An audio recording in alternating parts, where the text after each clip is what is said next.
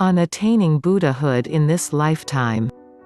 If you wish to free yourself from the sufferings of birth and death you have endured since time without beginning and to attain without fail unsurpassed enlightenment in this lifetime, you must perceive the mystic truth that is originally inherent in all living beings. This truth is MyoHo Renge Kyo. Chanting MyoHo Renge Kyo will therefore enable you to grasp the mystic truth innate in all life. The Lotus Sutra is the king of sutras, true and correct in both word and principle.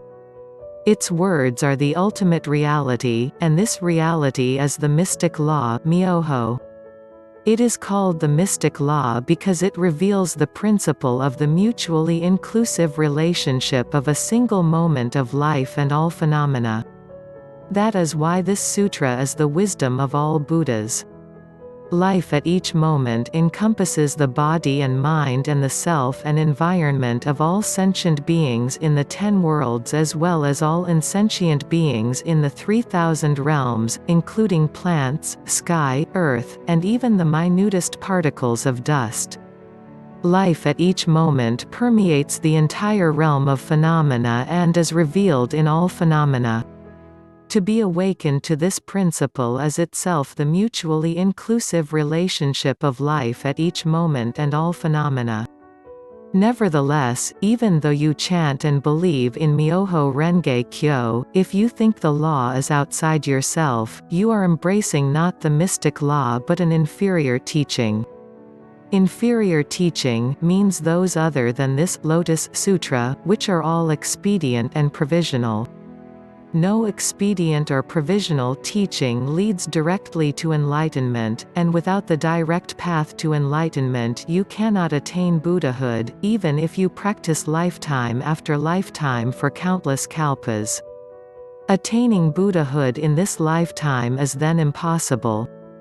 Therefore, when you chant MyoHo and recite Renge, you must summon up deep faith that MyoHo Renge Kyo is your life itself.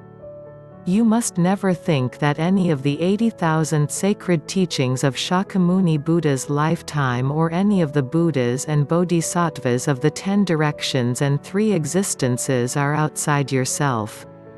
Your practice of the Buddhist teachings will not relieve you of the sufferings of birth and death in the least unless you perceive the true nature of your life. If you seek enlightenment outside yourself, then your performing even 10,000 practices and 10,000 good deeds will be in vain. It is like the case of a poor man who spends night and day counting his neighbor's wealth but gains not even half a coin.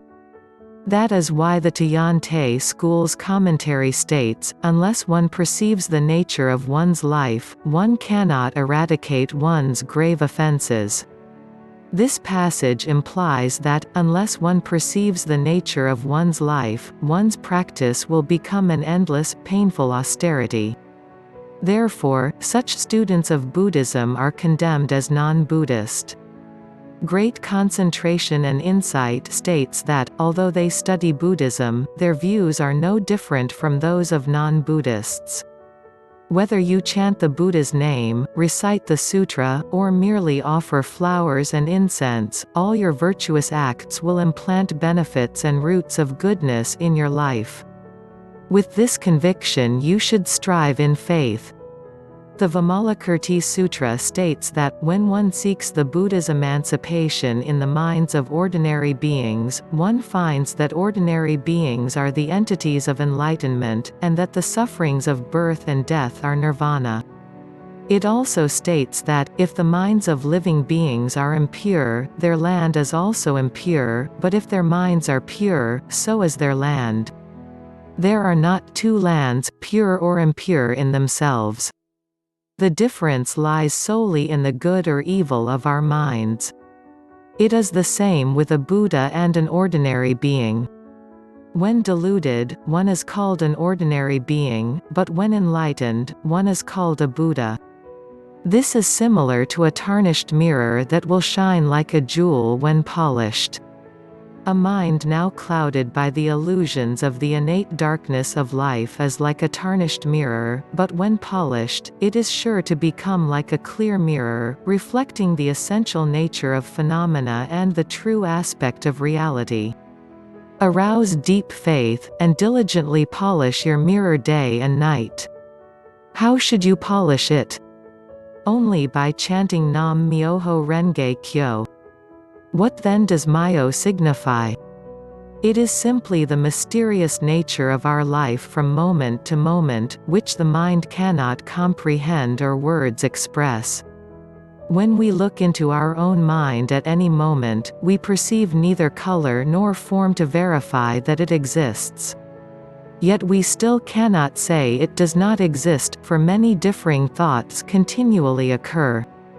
The mind cannot be considered either to exist or not to exist. Life is indeed an elusive reality that transcends both the words and concepts of existence and non-existence. It is neither existence nor non-existence, yet exhibits the qualities of both. It is the mystic entity of the middle way that is the ultimate reality. Myo is the name given to the mystic nature of life, and Ho, to its manifestations. Renge, which means lotus flower, is used to symbolize the wonder of this law. If we understand that our life at this moment is Myo, then we will also understand that our life at other moments is the mystic law. This realization is the mystic Kyo, or sutra. The Lotus Sutra is the king of sutras, the direct path to enlightenment, for it explains that the entity of our life, which manifests either good or evil at each moment, is in fact the entity of the mystic law. If you chant MyoHo Renge Kyo with deep faith in this principle, you are certain to attain Buddhahood in this lifetime. That is why the sutra states, after I have passed into extinction, one should accept and uphold this sutra. Such a person assuredly and without doubt will attain the Buddha way. Never doubt in the slightest. Respectfully. Maintain your faith and attain Buddhahood in this lifetime. Nam MyoHo Renge Kyo, Nam MyoHo Renge Kyo. Nichiren.